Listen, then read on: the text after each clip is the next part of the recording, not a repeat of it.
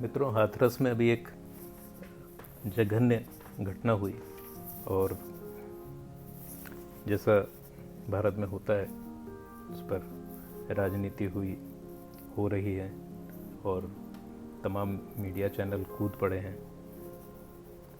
समस्या इसमें जो सबसे बड़ी है वो ये है कि हम इसको राजनीतिक विश्वासों से और राजनीतिक सरोकारों से हटकर नहीं देख पा रहे हैं, जबकि होना ये चाहिए कि इस प्रकार की कोई घटना होती है जब हमें अपने एक तरह से जिस विचित्र सी निद्रा में ये राष्ट्र पड़ा रहता है उससे जब हमें झकझोर के इस तरह की कोई घटना जगाती है तो हमें इसको विस्तार में ले जाकर विस्तृत रूप से इसका अध्ययन करके और इसके सामान्यकरण को रोकना आवश्यक है।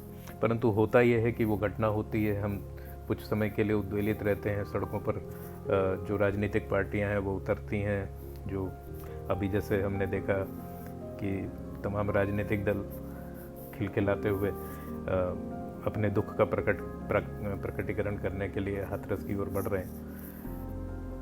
तो ऐसे समय पे एक चिंता का विषय ये होता है कि हम पूरे राष्ट्र के रूप में उसको नहीं देख रहे हैं। पूरे राष्ट्र में ये जो समस्या है और ये समस्या कहीं एक ऐसी विचारधारा से आती है जिसमें एक पार्श्विक बल जो है वही उचित और अनुचित का निर्धारण करता है। तो उस मानसिकता से हमें बाहर निकलने की आवश्यकता है। इस तथ्य को एक विस्तृत रूप से समझने की आवश्यकता है और क्योंकि जब अगर हम देखें तो हम ये नहीं कह सकते कि इस राज्य में इस प्रकार की घटनाएं अधिक हैं या उस राज्य में अधिक हैं, क्योंकि ये इस प्रकार की घटनाएं तो जहाँ भी होती हैं वो अनुचित हैं। और सबसे बड़ी बात यह है कि जब हमारा पूरा ध्यान एक घटना की ओर केंद्रित होता है तो बाकी निरपराध बालाएं जो इसी प्रकार की पीड़ा से गुजरी हैं या उनके परिवार, जो चाहे वो बलरामपुर में हो या राजस्थान में हो या केरल में हो या बंगाल में हो,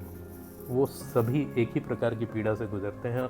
और चूंकि सारा ध्यान एक घटना पर केंद्रित हो जाता है जहाँ पर राजनीतिक दलों को राजनीति करनी होती है और जहाँ पर उनसे जुड़े हुए मीडिया चैनलों को उन्हें राजनीति करने में मदद देनी होती है, तो सारा ध्यान उस तरफ मुड़ जाता है, जिसके कारण जो बाकी पीड़ित हैं वो कहीं अंधेरे में रह जाते हैं और उनकी ओर किसी का ध्यान नहीं जाता। इस विषय पर एक छोटी सी कविता लिखी थी मैंने, एक बार आपके सामने प्रस्तुत है। इस कविता का शीर्षक था मूक सिसकियाँ।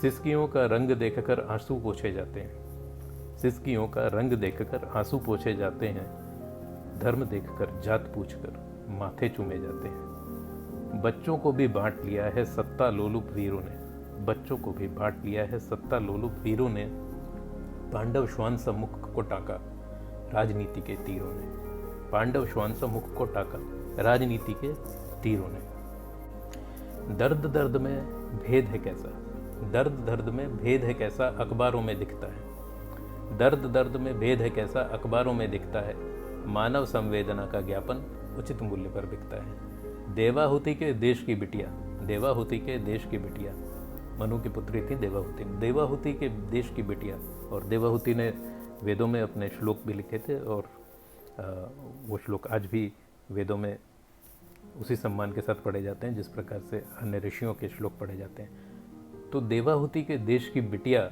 जीती है न मरती है, बिकी हुई नैतिकता नन्हे शव पर तांडव करती है। नन्ही देवी के पूजन के चंदन भी बढ़ जाते हैं, नवरात्र आ रही है, नन्ही देवी के पूजन के चंदन भी बढ़ जाते हैं, पाषाण हो गए हृदयों के स्पंदन भी बढ़ जाते हैं। सिसकियों का रंग देखकर आंसू पूछे जाते हैं, धर्म देखकर जाति पूछकर माथे चूमे जाते हैं, धर्म देखकर जाति पूछकर माथे चूमे जाते हैं। इस पर विचार ज़रूर कीजिएगा। धन्यवाद।